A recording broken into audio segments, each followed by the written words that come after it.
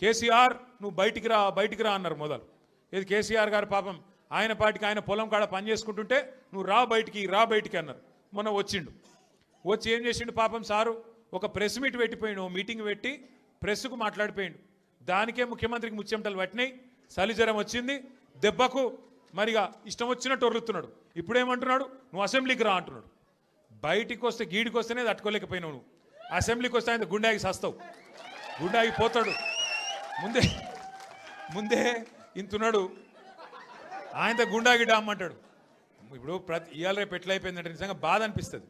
నాకు తిట్టాలని లేదు, కానీ బాధ అనిపిస్తుంది. ఇప్పుడు మా లీడరు అన్నది పక్కకు పెట్టు, తెలంగాణ తెచ్చిన నాయకుడు అన్నది పక్కకు పెట్టు, 2 సార్లు ప్రజలు గెలిపించిన ముఖ్యమంత్రి అనేది కూడా పక్కకు పెట్టు. మా నాయన కదా, మా నాయన తిడితే కొడుకుకు రేషం రాదా? ఇక్కడ దాకుంది కోపం, ఇక్కడ దాకుంది. దొరికితే ఎడమకాలు చెప్పు తీసుకొట్టాలని ఉంది. కానీ ఏం చేయాలి, ప్రజాస్వామ్యం. ఎకతక్క మాట్లాడితే మళ్ళీ ఏమంటారు, అగో వీనికి బాగా ఇంకా వీనికి అహంకారం ఉంది రాబోయ్ అంటారు. అహంకారం నాదా ఆయనదా? నేను గుంటూరులో చదువుకున్నా అంటాడు.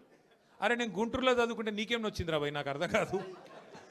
అప్పుడు ఆంధ్రప్రదేశ్ కలిసి ఉండే, నేను గుంటూరులో చదువుకున్నా, మళ్ళీ హైదరాబాద్లో చదువుకున్నా, పూనాలో చదువుకున్నా, అమెరికాలో చదువుకున్నా, నేను ప్రపంచం అంతా చదువుకున్నా. నీ లెక్క చదువు సందే లేకుండా తిరగలేదు. మీ అమ్మాయి నీకు చక్కగా తోవ చూపెట్టలేదు, నేనేం చేయాలి దానికి? నీ ఏడిపోయింది నా మీద. అవో వీనికి ఇంగ్లీష్ వస్తుంది అంటాడు. అరే నాకు వస్తే నీకేం నొప్పిరా నాయన, నేర్చుకో. నేను హిందీ నేర్చుకున్నా, ఉర్దూ నేర్చుకున్నా, రేపు అవసరమైతే గోర్మాటి భాష నేర్చుకుంటాను. నువ్వు నేర్చుకో. నేను ఎవడ నాపిండా? నిన్ను వద్దన్నాడు ఎవడన్నా? నువ్వు కూడా నేర్చుకో. దానికి కూడా ఏడిపోయి నా మీద. నేనేం చేసిన? ఇంకొక అంటే నాకు ఎక్కడ గమ్మత్ అనిపిస్తుంది అంటే, నేను ఆంధ్రాకి పోయి ఇంటర్మీడియట్ చదువుకుంటే తప్పట, కానీ ఆయన ఆంధ్రాకి వెళ్ళి అల్లుడిని మాత్రం తెచ్చుకోవచ్చట. ఈ అమ్మ ఇది ఎక్కడ కథ రాబోయ్. అందుకే ఇక ఆయన పేరు ఏం పెట్టినట్టుగా నేను ఇట్లా లాభం లేదని చెప్పి మనోని పేరుగా అల్లుడు భీమవరం కదా, అందుకే ఈయన చిట్టినాయుడు పేరు కూడా భీమవరం బుల్లోడు అని పెడితే అయిపోతుంది. ఓకే వెలుగు భీమవరం బుల్లోడు మనకు నీతులు చెప్తున్నాడు. అరే ఆంధ్ర అంటే మరి ఆంధ్ర వాళ్ళ ఓట్లు కావాలి, ఆంధ్ర వాళ్ళ చుట్టూ తిరగాలి, కానీ మళ్ళీ ఆంధ్రాని మాత్రం నేను పోయి చదువుకుంటే నీకు నచ్చినది. నీకేం బాధ అవుతుంది? నాకు అర్థం కాదు. ఇంకొక మాట నాకు అర్థమే కాదు. ఇప్పుడు ఇక్కడ ఉన్నారు మీరు, ఇంతమంది ఉన్నారు, చాలామంది పిల్లలు మన హైదరాబాద్కి వెళ్ళి మన తెలుగు రాష్ట్రాలకు వెళ్ళి చాలామంది చదువు కోసమో ఉద్యోగం కోసమో వేరే దేశాలకు పోతారు. అమెరికా పోతారు, లండన్ పోతారు, ఆస్ట్రేలియా పోతారు, ఇంకొక ఆడికి పోతారు. ఆ దేశాలలో ఇళ్ళలో నౌకర్లు ఉండరు కదా. ఆ దేశాలలో ఏం చేయాలి? మనది మనమే పని చేసుకోవాలి, మన బట్టలు మనమే ఉతుక్కోవాలి, మన వంట మనమే వాడుకోవాలి, మన టాయిలెట్ మనమే క్లీన్ చేసుకోవాలి. ఈ పిచ్చోనికా ఏం తెలియదు, చదువుకున్న బాపత అయితేనేమో తెలుస్తుండే. ఇక మాట్లాడతాడు, ఏమంటాడు వీడు, ఇప్పటికీ అమెరికాలో బాత్రూమ్లు కడుగుతూనే అంటాడు నన్ను. అరే అమెరికాలో నా బాత్రూమ్ నేను కడుక్కున్నా, నీకేమో వచ్చిందిరా బాయ్, నాకు అర్థం కాదు. అమెరికాలో ఎవరిది వాళ్ళు చూసుకుంటారు, పని చేసుకుంటే కూడా తప్పేనా? ఎవరి ఇళ్ళలో వాళ్ళు బాసాన్లు తోముకుంటే తప్ప? ఎవరి ఇళ్ళలో వాళ్ళు బట్టలు ఉతుకుంటే తప్ప? అంటే మరి మా ఆడపిల్లలు మీరందరూ ఉన్నారు, ఇంటి పని అంతా మీరే చేస్తారు, మరి ఇంటి పని మొత్తం మీరు చేస్తారు తప్ప అది? అట్లా మేము కూడా చదువుకున్నప్పుడు అమెరికాలో ఇంట్లో ఎవడుంటాడు మరి? ఎవరి పనాలు చేసుకోవాలి, ఎవరి గిన్నెలాలు దోముకోవాలి, ఎవరి బట్టలాలు ఉతుక్కోవాలి, ఎవరి టాయిలెట్లు క్లీన్ చేసుకోవాలి. తప్పేమున్నది అలా? దాన్ని పట్టుకొని టాయిలెట్లు క్లీన్ చేసేటోడు. నీ లెక్క సంచులు మోయలే, నీ లెక్క దొంగ పనులు అయితే నేను చేయలే. ఇంకొక మాట ఏమంటాడు, నేనట మా అయ్య పేరు చెప్పుకొని బతుకుతున్నా అంట. అవు మా అయ్య గొప్పోడు, మా అయ్య తెలంగాణ తెచ్చిన మొగోడు మునగాడు, బరాబర్ చెప్పుకుంటాను. తప్పేమున్నది? మా అయ్య పేరు నేను కాబట్టి ఎవడు చెప్పుకుంటాడు, నాకు అర్థం కాదు. మా అయ్య మొగోడు మునగాడు తెలంగాణ తెచ్చినోడు, బరాబర్ చెప్తా. మరి నేనేమంటున్నా, నువ్వు సకట్ పనులు చేస్తే నీ పిల్లలు కూడా నీ పేరు చెప్పుకుంటారు. నువ్వు లుచ్చ పనులు చేసినావు అనుకో, నీ మన్మడు కూడా నీ పేరు చెప్పుడే గాలంగా మన్మని అని చెప్పుకోడు. మంచి పనులు చేయి, నీ పేరు కూడా చెప్పుకుంటారు. నీలాగా దొంగలకు సద్దులు కట్టుడు, బ్యాగులు మోసుడు, వాళ్ళ సంకల్ నాకుడు, ఢిల్లీకి పేమెంట్ కోటాలో పైసలు చచ్చుడు, గవి మాతో కావు. కొట్లాడతాం, మొగాలలాగా కొట్లాడతాం, మునగాలలాగానే బతుకుతాం, తెలంగాణ పౌరుషంతో బతుకుతాం. నీలాగా బతుకం, ఢిల్లీకి గులాములక్క మాత్రం బతుకం. ఢిల్లీకి సంచులు మోసుకుంటా, ఢిల్లీలో పోయి బీజేపీలతో రాసుకొని పోసుకొని తిరుక్కుంటా, జడ్జీల కాళ్ళు పట్టుకుంటా, అయ్యో నన్ను కేసుల లోపల నుక్కకుర్రి అని చెప్పి డైవులు కొట్టుకుంటా, గా బతుకు అవసరం లేదు. బతికిన నాళ్ళు దర్జాగా బతుకుతాం, చచ్చినప్పుడు కూడా రాయలుగా చచ్చిపోతాం. అంతేగాని ఇట్లా చిల్లర పనులు చేయం. మీకు దయచేసి నేను ఒకటే కోరుతున్నా, ఆయన మళ్ళా అంటుండు కేసీఆర్ నట ముఖ్యమంత్రి కానియాడంట. నేను కూడా మీ అందరికి ఒకటే చెప్తున్నా, మీ అందరి దయ ఉంటే, మీ అందరి ఆశీర్వాదం ఉంటే ఖచ్చితంగా కేసీఆర్ సంగతి ఇడిచిపెట్టు, నిన్ను కొడంగల్లో కూడా మళ్ళీ గెలవనీయకుండా చేసే బాధ్యత మాది.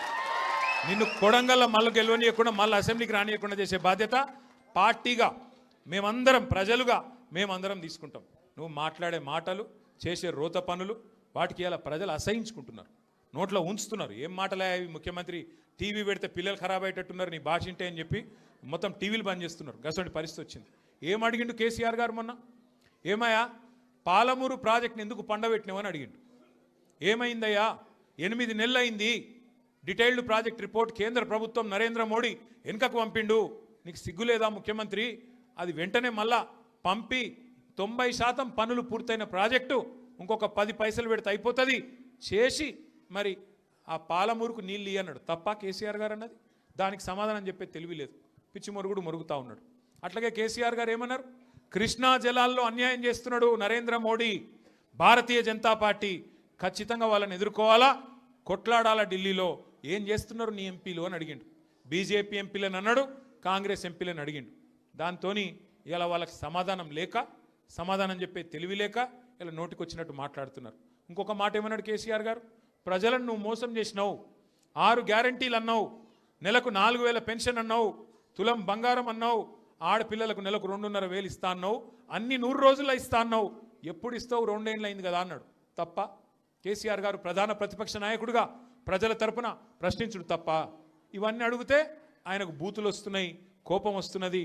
ఆయన రియల్ ఎస్టేట్ వ్యాపారానికి, ఆయన భూముల కుంభకోణానికి, ఫ్యూచర్ సిటీ పేరు మీద చేస్తున్న డ్రామాకు కేసీఆర్ గారు బలమైన వాదనతోని ప్రజలను మళ్ళొక్కసారి లేపి బయటికి తీసుకొస్తే ఆగమైతుంది బతుకని చెప్పి ఇష్టం వచ్చిన తిట్లు తిడుతున్నావు. మనం పట్టించుకునే అవసరం లేదు. మనం స్పష్టంగా ఒకటే పని చేసుకుంటూ పోదాం. ఎన్నిక ఏదైనా రేపు కార్పొరేషన్ ఎన్నిక వస్తుంది. హైదరాబాద్ను 3 ముక్కలు చేస్తారట. హైదరాబాద్ కార్పొరేషన్ 3 ముక్కలు చేస్తారట. చేసి 3 కార్పొరేషన్లు చేస్తారట. ఎన్ని కార్పొరేషన్లు చేసినా ప్రజలైతే గాలే కదా, ఓట్లు వేసేది మీరే కదా. మీకు అందరికీ ఎవరు మంచో ఎవరు చెడో మీకు తెలుసు. అందుకే 24 డివిజన్లు అవుతున్నాయి శేర్లింగంపల్లి నియోజకవర్గంలో. అది ఏ కార్పొరేషన్లకు పోయినా గెలిపించే బాధ్యత మీరు తీసుకోండి.